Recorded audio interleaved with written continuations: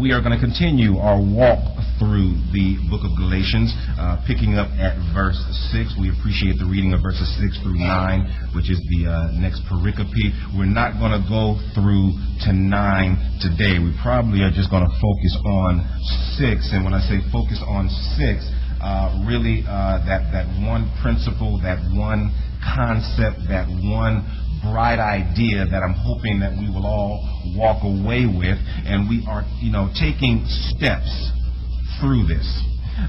We've dissected Paul's introductions and his salutations before, but I want us to really get the brain surgery and the heart surgery that can be gotten from the attitude that Paul displays in his words. As we remember, in the first 5 verses, we were able to talk about Paul's self-identity and Paul's self-awareness as given by God, as he saw himself as a messenger, as a servant, as a missionary. We were also able to get Paul's perception of others and his attitude about others. And I'm hoping that as we see these things in Paul, as we see these things in the Word, we use them as a mirror and look for them in ourselves. Amen? It's what we can call primping. Y'all know what primping is, right? Right? You get in the mirror, it ain't really nothing wrong, but you gotta anyway. Right? And so we want to talk about our attitudes. We want to talk about our mindsets. We want to talk about our heart sets as our actions and our words come from those very things. Amen? Get your heart right, get your mind right, and you say free your mind and the rest will follow, all that kind of stuff. And I believe we see that in Paul's very words. Is that all right? Now, the Galatian letter is very different than the Thessalonian letter. Very different tone, very different purpose, which is the very reason why I chose to go into the Galatian letter after the Thessalonian letter instead of going into 2 Thessalonians. The natural marriage is go 1st, 2nd Thessalonians. But I wanted to see the very contrast in the two letters, the very nature of them and the very purpose of them. Paul had a lot of wonderful things to say about the Thessalonians. Amen? Paul's major encouragement to the Thessalonians was do more of what you're doing. Give more of what you're giving. Be more of who you're being. Amen? But we're going to see a very, very different message, a very different purpose of letter in the Galatian letter. And the reason I want us to step through all of these attitude things, the reason I want us to step through all of these belief and mind things is because as we start to put them together with the holistic ideas that Paul is going to present later in the letter, they'll make a whole lot more sense if we had these conversations. Is that all right? You have to be able to spell cat before you can spell catastrophe. Amen? Now, Paul, there's a purpose in not only all the letters, but there's a purpose in this letter, because the very souls of the believers in Galatia were at stake. Things are going on here, and there are things going on here that have gone on other places, and Paul is trying to get at that. And Paul wrote this letter with the understanding that Christ has taught us that the value of a single soul is worth more than all the wealth of the world. Amen?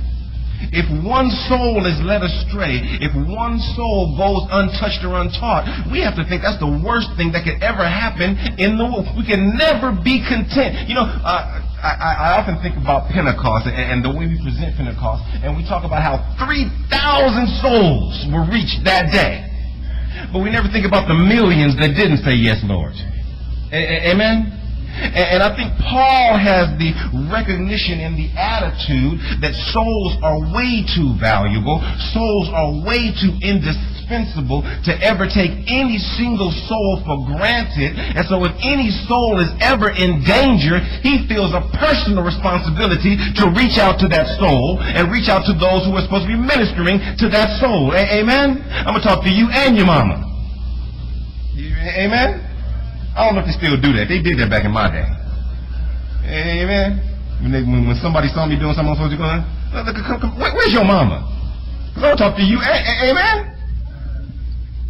With the souls of Galatia at stake, Paul had to warn them.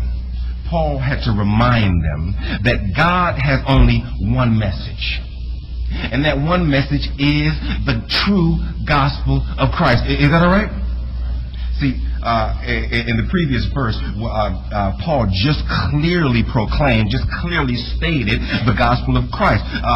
He let us know that the message of the gospel is that Christ died to rescue us from this present evil world. That is, he's going to rescue us from this world of sin. He's going to rescue us from this world of lawlessness. He's going to rescue us from this world of corruption. He's going to rescue us from this world of deterioration, this world of judgment, this world of doom, this world of unrighteousness. He's going to rescue us from this world of aging, from our very own physical and spiritual death. He's going to rescue us from all condemnation because of living a fleshly life.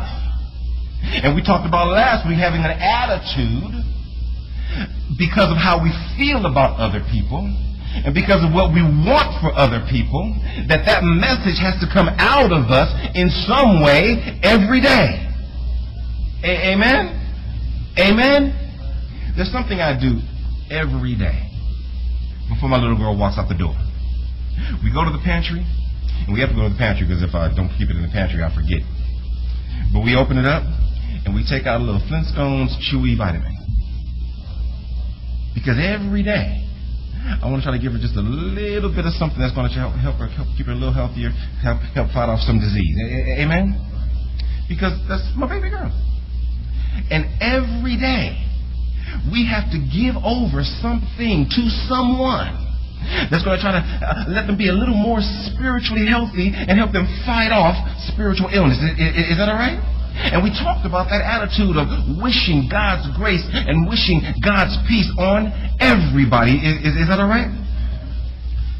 See, very practically, what happens with the gospel, what happens with our understanding of the gospel is that when a person looks at Jesus Christ and that person truly believes that Christ died on the cross and that when Christ died on the cross, he took upon himself that person's sins, and the reason he went to the cross was to take on that person's sins, and that Christ actually died for that person, then God counts it as so. Amen? If I believe that Jesus Christ died on the cross for my sins, then God counts Jesus' death as the atonement of my sins. Amen? It's kind of like having a coupon that you have to cash in. Right? You can have it. You can have it. But you'll never get the value of it if you don't redeem it. Amen?